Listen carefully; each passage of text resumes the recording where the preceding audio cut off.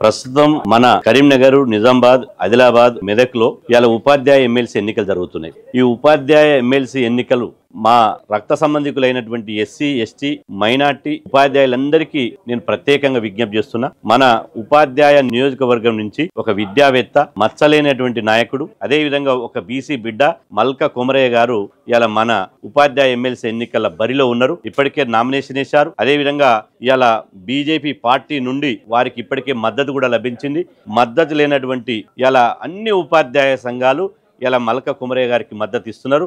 ఇలా మేము కూడా బీసీ సంక్షేమ సంఘం నుండి, అదేవిధంగా బీసీ ఉపాధ్యాయ సంఘం నుండి, బీసీ టీయూ నుండి ఇలా మల్క కొమరయ్య గారికి ఇలా సంపూర్ణంగా మద్దతు తెలియజేస్తున్నాం. మన ఉపాధ్యాయ సమస్యల పరిష్కారం కోసం కొమరయ్య గారిని గెలిపించి చట్టసభల్లో మన ఆత్మగౌరవాన్ని, మన ఐక్యతను, మన చైతన్యాన్ని మరొకసారి రుజువు చేద్దాం.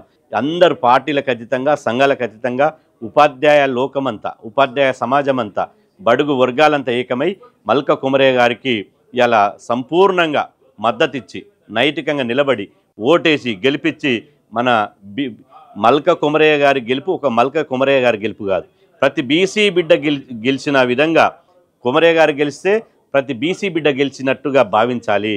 మల్క కొమరయ్య గారి గెలుపు బీసీల జీవితాలకు మలుపు అని చెప్పి సందర్భంగా తెలియజేస్తూ